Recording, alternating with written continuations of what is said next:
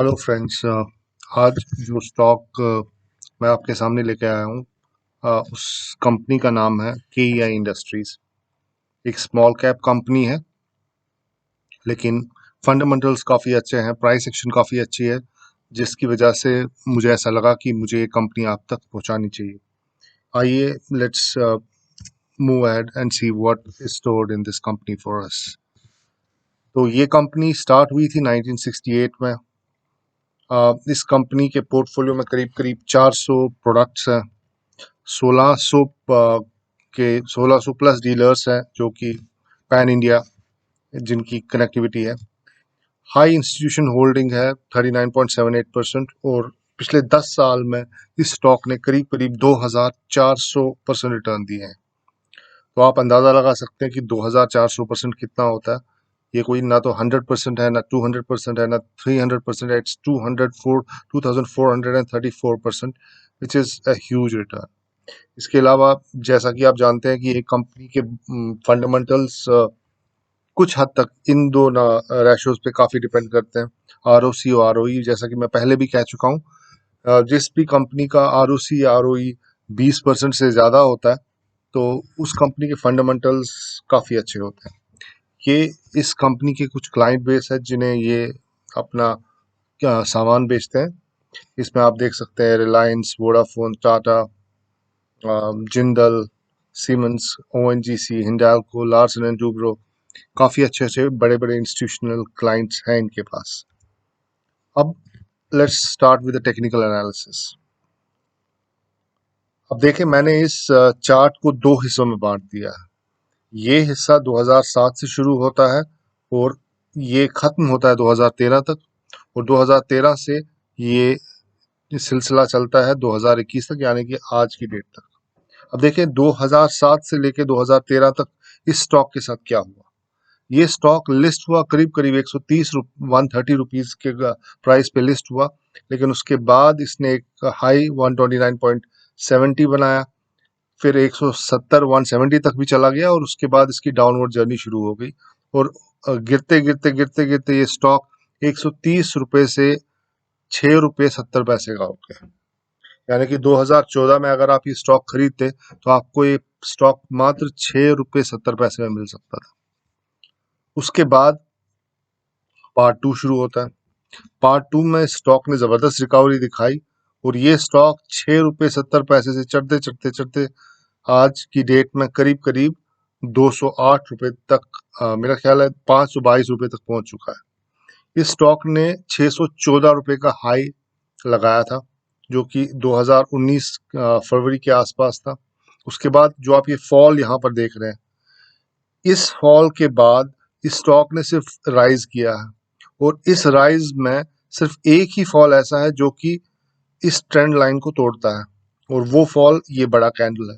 अब सवाल है, ये बड़ा कैंडल कहाँ से आया। ये बड़ा कैंडल कोरोना फॉल था, जिसमें पूरा मार्केट टूटा टूटा और ये स्टॉक भी नीचे आ गया। लेकिन आप देखें यहाँ से इसने कैसी रिकवरी दिखाई है, और ये स्टॉक 200 से ऊपर जाता हुआ 522, यानी कि ऑलमोस्ट डबल हो चुका है। तो अभी मंथली चार्ट पे हमें ये दिख रहा है। मंथली चार्ट पे फिर से एक बार आपको बताता हूँ, हमने इसको दो हिस्सों में बांट दिया। एक हिस्से में एक डाउनवर्ड ट्रेंड लाइन है, दूसरे हिस्से में एक अपवर्ड ट्रेंड लाइन है। डाउनवर्ड ट्रेंड लाइन में आप क्या देख रहे हैं, आप देख रहे हैं कि स्टॉक का प्राइस 129 रुपए के आसपास लिस्ट हुआ था, और गिरते गिरते 6 रुपए तक पहुंच गया। और उसके बाद पार्ट टू शुरू होता है। पार्ट टू में आप देखते हैं कि ये कंपनी का प्राइस 6 रुपए से चढ़ के करीब करीब 614 रुपए तक हो चुका था। और फिर बाद में कोरोना फॉल आया। कोरोना फॉल में ये 208 तक पहुंचा, और फिर इसने रिकवरी दिखाई, और ये अल्टीमेटली 522 तक आ चुका है, जो आज की डेट का प्राइस है इसका। तो ये आपके सामने मंथली चार्ट है। अब चलिए चलते हैं वीकली चार्ट पे। अब वीकली चार्ट में मैं सिर्फ फोकस करूंगा उस अपवर्ड ट्रेंड लाइन पे जो आपने मंथली चार्ट में देखी थी। आपने मंथली चार्ट में दो लाइनें देखी, एक अपवर्ड ट्रेंड लाइन और एक डाउनवर्ड ट्रेंड लाइन। अब मैं डाउनवर्ड ट्रेंड लाइन पे फोकस नहीं कर रहा हूँ, अब मैं सिर्फ अपवर्ड ट्रेंड लाइन पे फोकस कर रहा हूँ कि उस अपवर्ड ट्रेंड लाइन में इसके साथ कैसे फेजेस आए और क्या हुआ। तो देखिए, अपवर्ड ट्रेंड लाइन में आप देखते हैं कि ये स्टॉक जब 6 रुपए 70 पैसे का था, ये एक चैनल में इसने ब्रेकआउट दिया, और ये सिर्फ यूनिडायरेक्शनल ऊपर ही गया, और ये इसका हाई यहाँ पर था, यहाँ तक इसका हाई आ गया था। ये हाई मेरा ख्याल है करीब करीब 400 रुपए के आसपास इसका यहाँ पर हाई इसने लगाया था। उसके बाद ये स्टॉक एक रेंज में चला गया और यहाँ पर ये एक मिनी चैनल आप इसको कह सकते हैं, यहाँ पर इसने एक और चैनल बनाई और ये अब ऊपर की तरफ जा रहा था और यहाँ पर एक डबल टॉप बना। ये देखें, ये एक टॉप बना और ये दूसरा टॉप बना। ये डबल टॉप बनने के बाद क्या हुआ, वो जो कोरोना का कोरोना जो वो वायरस की वजह से जो फॉल आया था मार्केट में, उस फॉल में ये भी शामिल हुआ और ये स्टॉक काफी नीचे आ गया उस फॉल में और ये करीब करीब 190 तक आ गया। उस जैसा कि आपने मंथली चार्ट में देखा, वो रिकवरी जो आप देख रहे थे, वो रिकवरी यहाँ ज्यादा अच्छे से आपको दिख रही है कि इसने कैसे रिकवर किया। ये देखें, ये इस तरीके से स्टॉक ऊपर आया। अब इस वीकली चार्ट में आपका फोकस सिर्फ दो प्राइस स्ट्रक्चर्स पर है, एक अपवर्ड चैनल पे है और दूसरा ट्रेडिंग रेंज में है। अपवर्ड चैनल में जो दो लाइंस आप देख रहे हैं, ये एक स्लोप में है, एक एंगल बना रही है, एक एंगल पे ऊपर जा रही है, जबकि ट्रेडिंग रेंज में आप क्या देखते हैं, ये जो दो लाइंस है ये आपस में पैरेलल है। अब हमारा फोकस इस एरिया पर होगा कि आज की डेट में ये स्टॉक क्या कर रहा है। जब आज की डेट में ये स्टॉक क्या कर रहा है, तो ये जो ये आप पिंक पोर्शन देख रहे हैं, इस पे हमारा फोकस होगा। और अब हम चलते हैं डेली चार्ट पे और देखते हैं कि इस पिंक पोर्शन में क्या हो रहा है। आइए, अब इस पिंक पोर्शन में ये स्टॉक जो है एक चैनल में आ चुका है, एक चैनल में जा रहा है और ये चैनल काफी नैरो सी लग रही है मुझे। इस चैनल में आने से पहले ये स्टॉक करीब करीब नवंबर से लेके आज तक की डेट, आज तक करीब करीब 60% की रिटर्न दे चुका है। मतलब काफी अच्छी रिकवरी नवंबर से लेके अभी मार्च तक आप समझ लीजिए इस स्टॉक ने 60% रिटर्न करीब करीब दिया। उसके बाद ये एक इस पैरेलल चैनल में जा चुका है प्राइस। यहाँ पर आप देखिए प्राइस क्या कर रहा है, यहाँ पर प्राइस एक वॉलेटिलिटी कॉन्ट्रैक्शन पैटर्न बना रहा है। इसकी वॉलेटिलिटी जो है वो डिक्रीज हो गई है और यहाँ पर एक ट्रायंगल स्ट्रक्चर बन गया है। और ये ट्रायंगल स्ट्रक्चर बनने का मतलब क्या हुआ कि ये प्राइस जो है ये या तो ऊपर की तरफ जा सकता है और या तो नीचे की तरफ जा सकता है, जैसे ही ये जैसे ये पैटर्न कंप्लीट होता है तब। लेकिन आप यहाँ क्या देख रहे हैं, जैसे ही ये पैटर्न कंप्लीट हो रहा है, ये स्टॉक एक्चुअली ऊपर की तरफ जाने लगा। ये पहला कैंडल आपने देखा, ये दूसरा कैंडल आपने देखा और इस स्टॉक ने कोशिश की ऊपर की तरफ जाने की, लेकिन तीसरे ही दिन यहाँ सेलर्स आ गए और इन्होंने इस स्टॉक को वापस नीचे लेके आ गए। ये देखें, काफी सेलिंग हुई यहाँ पर।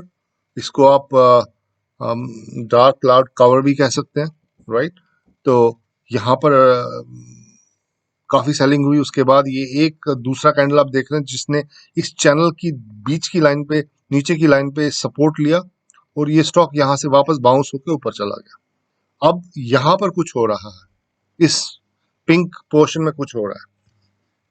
अब अगर इस डेली चार्ट को हम इस शॉर्ट में बोले तो मैं ये कह सकता हूँ कि इस डेली चार्ट में मुझे ये दिख रहा है कि स्टॉक ने 60% की रिकवरी दिखाई।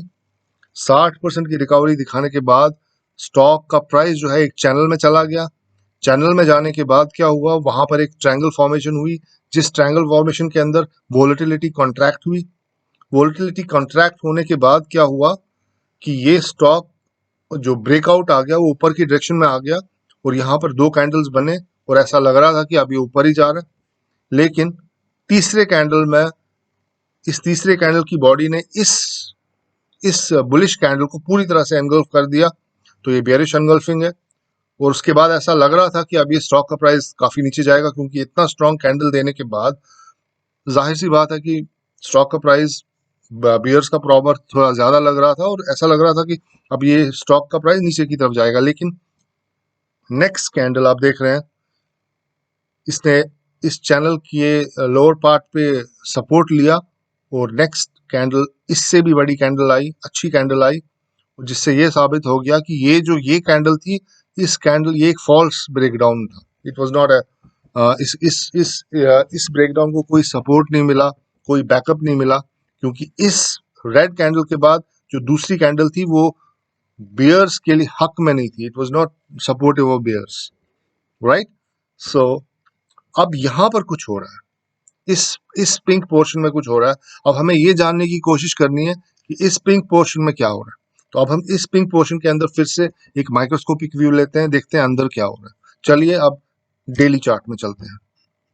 डेली चार्ट में ये देखें, उस पिंक पोर्शन के अंदर ये स्टॉक एक और कंट्रैक्शन, वोलेटिलिटी कॉन्ट्रैक्शन पैटर्न बना रहा है, और ये वोलेटिलिटी कॉन्ट्रैक्शन पैटर्न यहां पर आके खत्म हो रहा है।